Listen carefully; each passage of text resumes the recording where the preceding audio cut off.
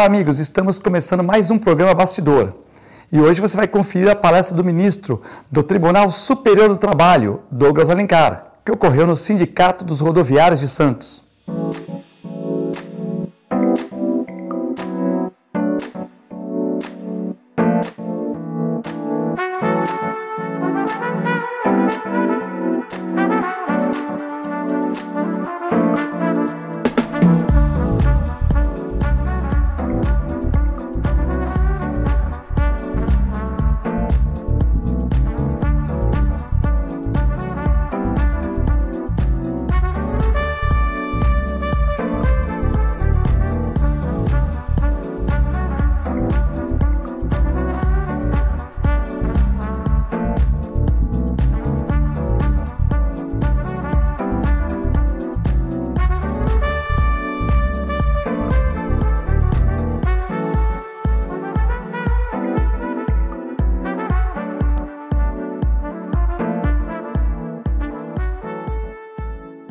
Todos uma brilhante palestra e uma oportunidade de todos nós trocarmos ideias sobre temas instigantes e muito importantes para o nosso país, especialmente nesse momento que nós estamos vivendo. Talvez no âmbito das relações sindicais nós temos algumas das possíveis soluções que podem ser construídas de forma democrática para que nós possamos rumar numa direção diferente dessa que talvez tenhamos tomado há alguns anos.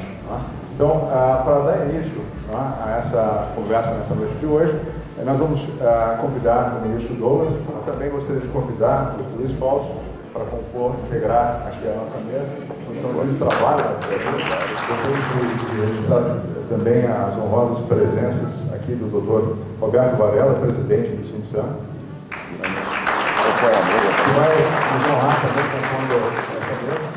Também registramos a presença, convidamos para compor a mesa o Dr. Bayar Umbizeiro, presidente da Transbrava. Bem, muito boa noite a todos. Eu gostaria de começar saudando o presidente Pestana, agradecendo a gentileza, a honra do convite para comparecer a este evento, compartilhar algumas reflexões sobre temas sensíveis, temas relevantes vinculados ao universo sindical, particularmente vinculados à atuação da Justiça do Trabalho e do TST naquilo que diz com o movimento sindical. Eu quero saudar os ilustres componentes desta mesa, começando pelo Dr. Gáudio Ribeiro de Paula, presidente do Instituto DIA, que vem promovendo eventos diversos, Brasil afora, vinculados à questão sindical, e eventos nos quais alguns deles eu venho participando e tenho tido a oportunidade de aprender muito com os senhores, e hoje seguramente não será diferente. Tenho por hábito aceitar quase todos os convites, a depender da possibilidade, da compatibilidade da agenda, para trocar impressões, reflexões, compartilhar dúvidas, angústias, trazer relatos sobre as práticas jurisprudenciais do Tribunal Superior do Trabalho. Também quero cumprimentar o juiz Luiz Fausto Marinho de Medeiros, um querido amigo, juiz do trabalho em Brasília, diretor do foro, magistrado exemplar, Dr. Roberto Varela, presidente do Sindsan, e também o Dr. Bayar Umbizeiro, que é presidente da Transbrasa. Revela essa presença que aqui se pratica o verdadeiro diálogo social.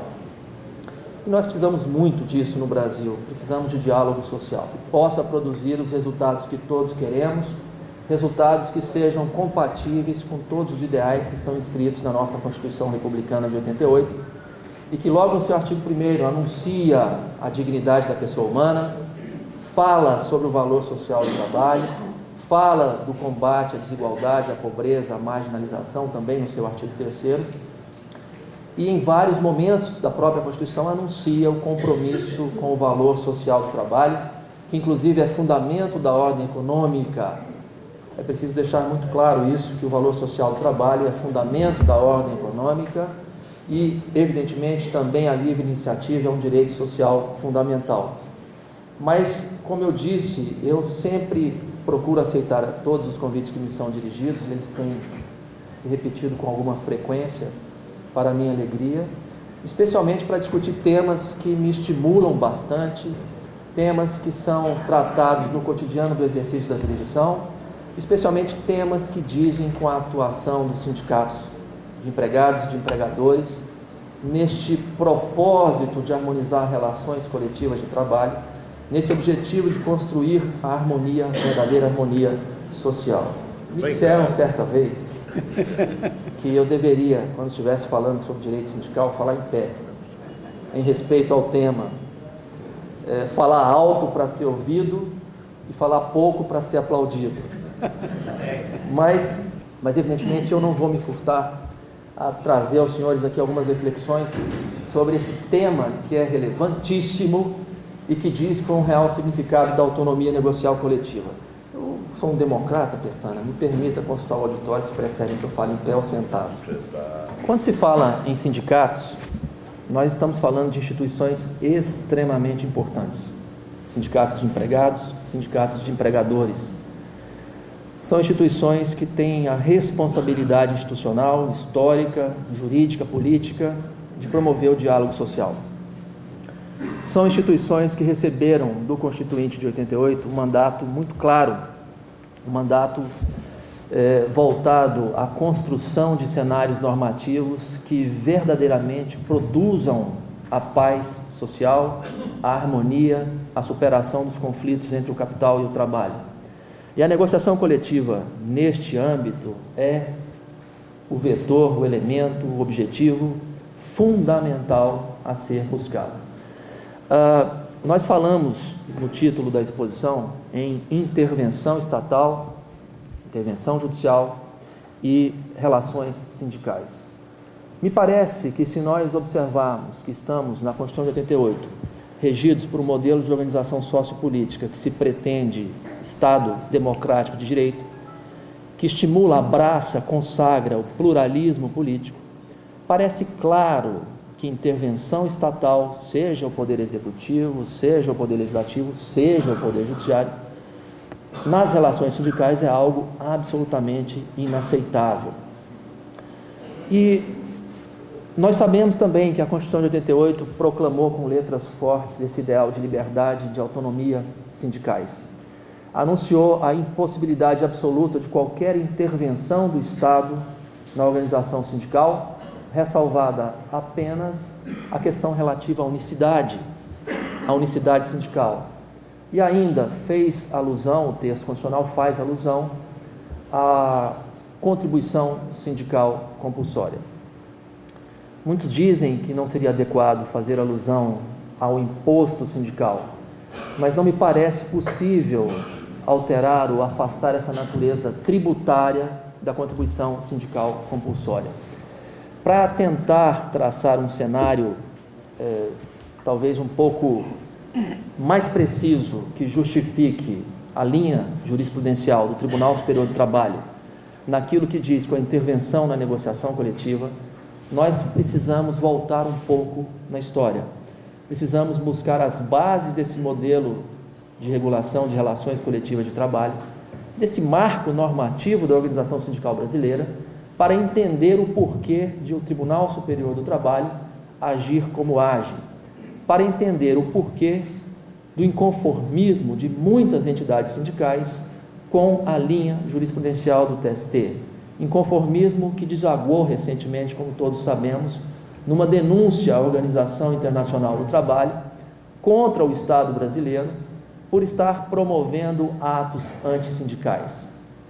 Atos antissindicais que transitam desde a questão relativa ao custeio, que alcançam também o tema do exercício do direito de greve, e esse exercício do direito de greve envolve não apenas a concessão reiterada de liminares em ações de interdito possessório, um tema sensível, que incomoda, que em muitos casos esvazia o exercício do próprio direito de greve, mas que também envolve aquelas decisões que são pouco problematizadas, produzidas ainda no curso de instrução, da instrução de dissídios coletivos, em que os magistrados são instados a arbitrar o número de trabalhadores que devem permanecer em atividade para que a greve não seja considerada abusiva.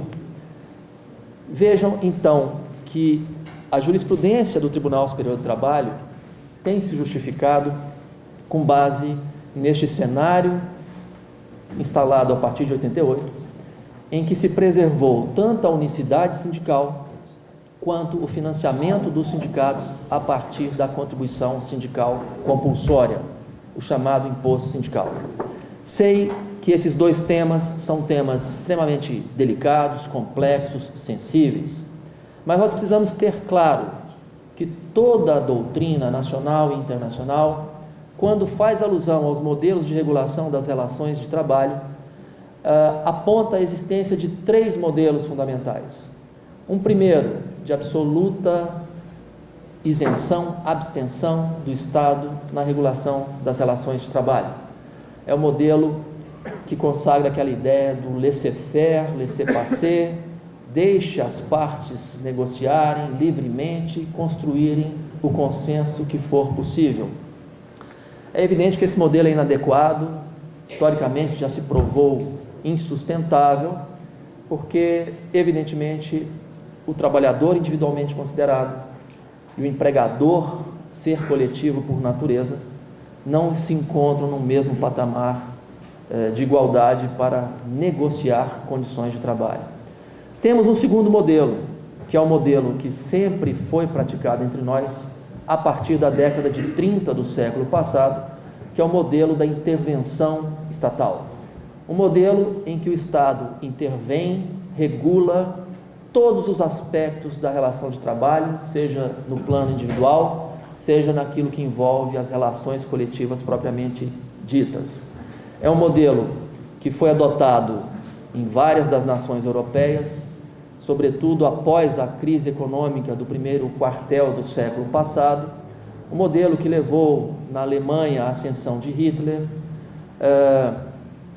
que levou na Espanha também a ascensão de Franco, na Itália Mussolini, Salazar em Portugal, também na França, um modelo, enfim, em que o Estado intervém porque pretendeu ainda superar os reflexos da própria Revolução Francesa que consagrou absoluta liberdade, que aboliu quaisquer corpos intermediários entre o cidadão e o Estado, que lançou as sociedades, especialmente os indivíduos, a um individualismo absoluto, a chamada poeira humana.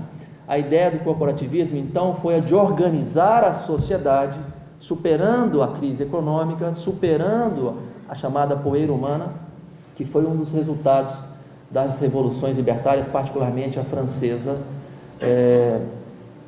cujos efeitos ainda se faziam sentir no final do século XIX e início do século XX. E o Brasil acaba experimentando de forma retardada todos esses processos que são vivenciados nos países centrais da Europa. Mas nós temos um terceiro modelo de regulação das relações de trabalho, que é o modelo preconizado pela Organização Internacional do Trabalho, que é o modelo democrático. E a nossa Constituição, ela é democrática, ela consagra pluralismo político. Isso está dito com letras fortes, a ideia de autonomia, a ideia de liberdade. Mas o que aconteceu no mundo sindical pós-88? O que aconteceu na Assembleia Constituinte? Por que se preservou a unicidade sindical? Por que se manteve o imposto sindical? Alguns autores dizem que nós perdemos uma oportunidade histórica de permitir a construção das condições para um salto qualitativo na organização sindical brasileira. Sei que são temas delicados, respeito as opiniões em contrário, mas o meu papel aqui é um papel provocativo, é um papel crítico, é um papel reflexivo. E assumo essa postura e o faço com muito prazer, porque acredito que esse debate, esse bastão, essa corrida de construção de uma organização social fundada em bases democráticas, fundada em relações de trabalho civilizadas, em que capital e trabalho não vivenciem, não potencializem aquele antagonismo essencial, é o nosso grande desafio, tentar alavancar as relações de trabalho para um patamar democrático, verdadeiramente democrático. E nesse modelo democrático vigora a ideia da liberdade sindical, a ideia da pluralidade ou da unicidade, desde que pluralidade ou unicidade não sejam impostas pelo Estado, mas construídas espontaneamente pelos sujeitos interessados, pelos atores que são os principais protagonistas, e o papel do Estado não é de interferir, não é de definir previamente qual é o modelo de organização sindical a ser trilhado. Quando se fala em ratificação da Convenção 87, não se afirma necessariamente a pluralidade sindical. E mais do que isso, pluralidade sindical não significa necessariamente a impossibilidade de uma unicidade no processo de negociação. Nós sabemos que a Constituição de 88 pretendeu avançar, mas manteve as travas do imposto, da unicidade, do enquadramento por categorias econômicas e profissionais. São questões que nós precisamos enfrentar, examinar sem paixão, quem sabe até num ato de desprendimento, identificando o que será melhor, o que seria melhor para o Brasil, para as relações democráticas entre o capital e o trabalho. No próximo bloco você confere um pouco mais das palavras e também do depoimento do ministro, além das palavras do presidente do Instituto DIA, Gáudio Ribeiro, e do juiz do trabalho da 10ª Região de Brasília, Luiz Fausto, e é claro do presidente dos sindicatos rodoviários, Valdir Pestana.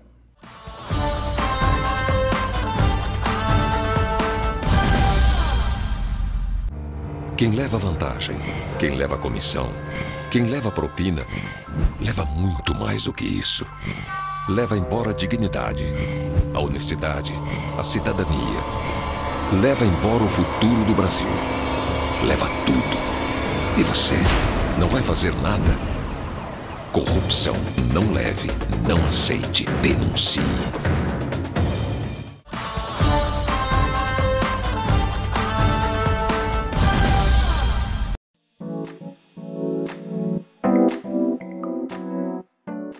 É preciso levar a sério a negociação coletiva.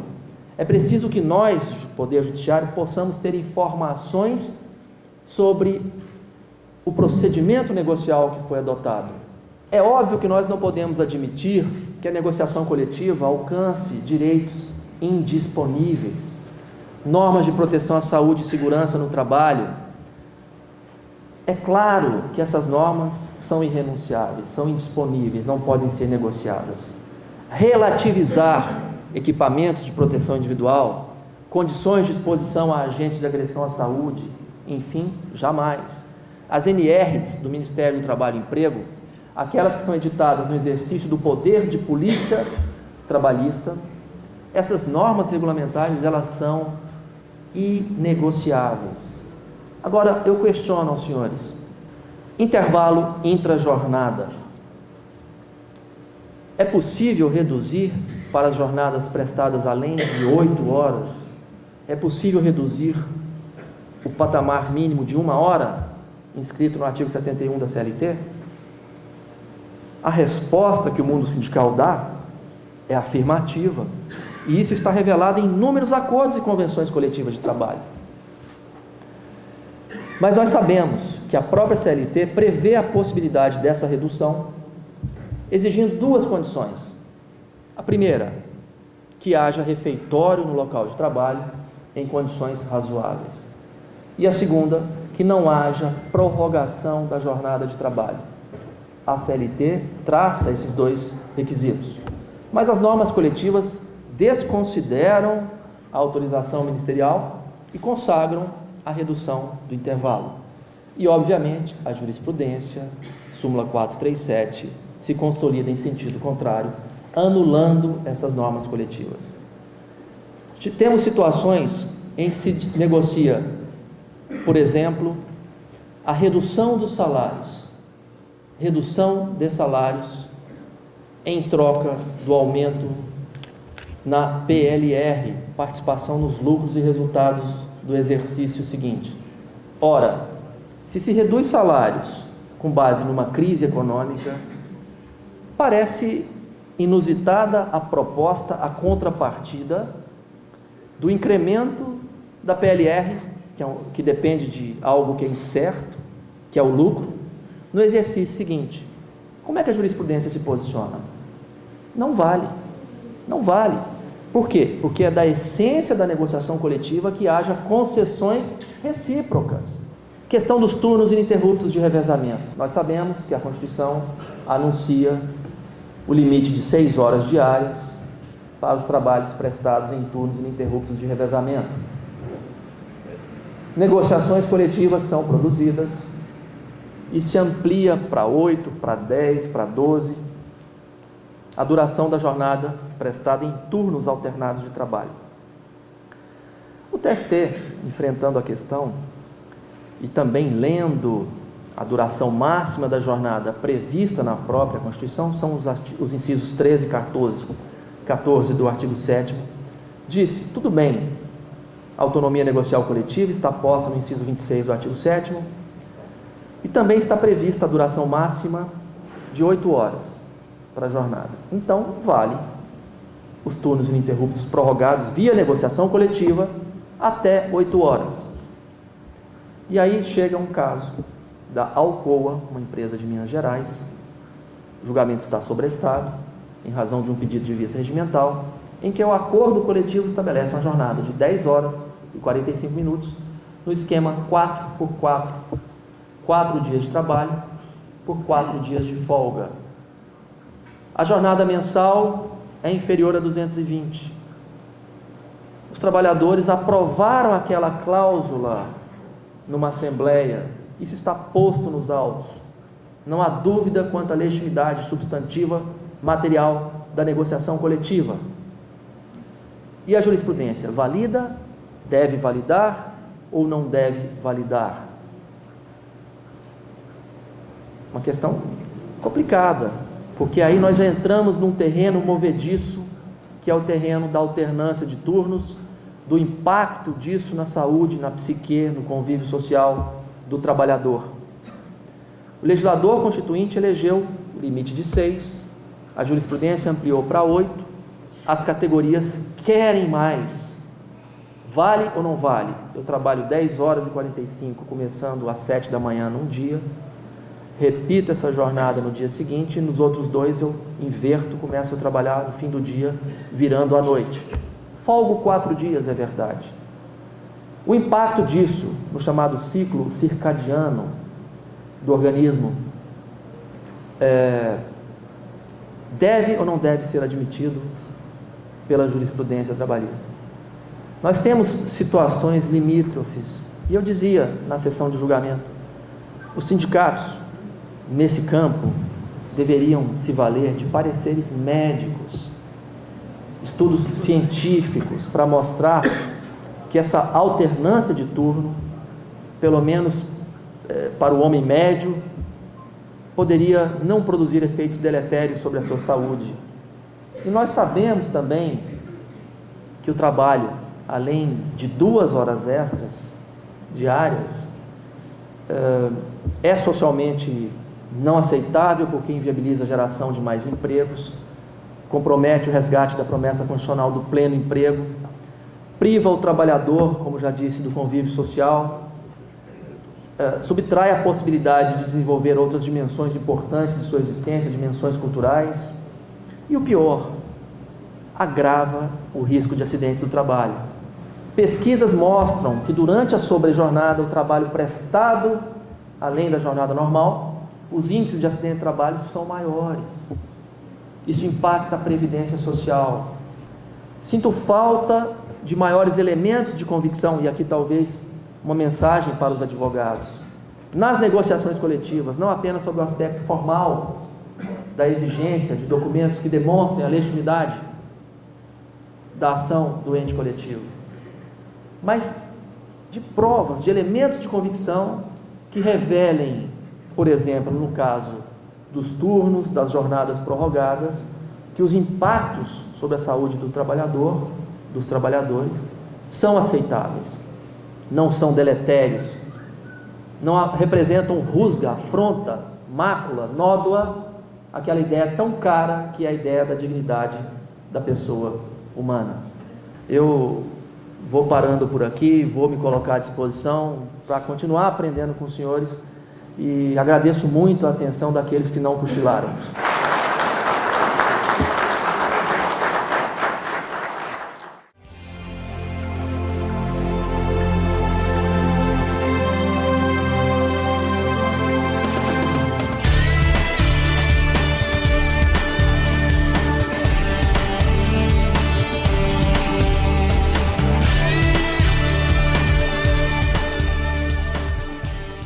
Quero registrar aqui a enorme satisfação de ter comparecido a esse evento, convidado aqui pelo presidente Pestana, e presenciando uma palestra brilhante do ministro Douglas, que nos premiou com a aula sobre o direito coletivo, sobre a relação entre empregado e empregador. Apenas queria aqui cumprimentar e registrar o meu agradecimento por ter participado desse evento.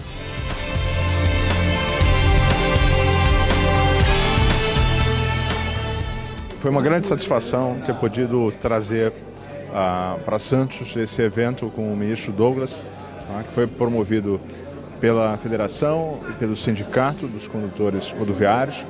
Uma grande oportunidade para todos nós. O Instituto Dia se orgulha muito desse tipo de evento, porque é para todos, tanto para o ministro quanto para aqueles que ouviram, uma ocasião de troca de ideias, né? Porque Brasília está muito distante, em geral, daquilo que ocorre nos outros lugares. E poder saber o que está acontecendo na ponta é fundamental para que essas autoridades possam tomar as melhores decisões. Então, o que se viu aqui hoje foi exatamente isso, né? Uma saudável e democrática troca de ideias. Os trabalhadores trouxeram diversas inquietações, discussões importantes. O ministro ouviu, né, e soube colocar as suas ponderações e mostrou, né, como o Tribunal Superior do Trabalho tem enfrentado, né, temas importantes para o movimento sindical. Então, eu diria que foi um grande evento, um sucesso enorme, e fiquei muito satisfeito da condição do presidente do Instituto Dia poder ter contribuído para essa organização.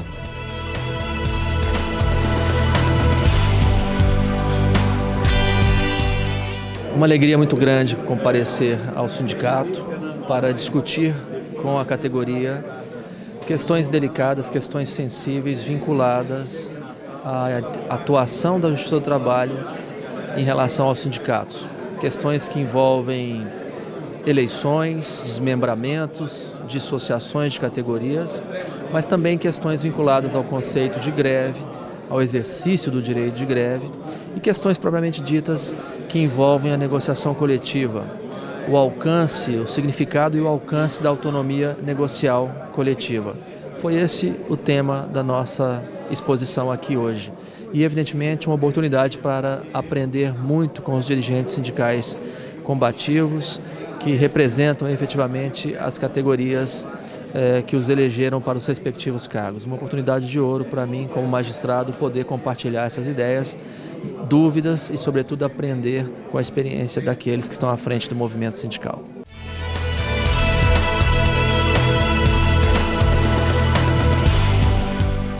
Para nós, a palestra do ministro foi muito boa, foi excelente. O professor Gáudio também, o juiz de direito também que estava junto com eles. Então, para nós, isso enriqueceu o que nós queríamos escutar e aquilo que nós também não queríamos escutar. Isso para nós é muito importante, porque é aprendendo e eles aprendendo com o movimento sindical também aquilo que é necessário em questão ao TST. Então, nós entendemos que hoje a palestra ela foi profícua. Vai ter outros debates, se Deus quiser, aqui ou na Federação do Estado de São Paulo, onde o ministro, outros ministros também, outros juristas, outros juízes e advogados poderão participar. Mas a nossa ideia é fazer uma mais específica, inclusive para os corpos jurídicos dos sindicatos, que aí nós vamos fazer alguns entendimentos que para nós é muito importante. Chegamos ao final de mais um programa Bastidor. Agradeço pela audiência e até a próxima.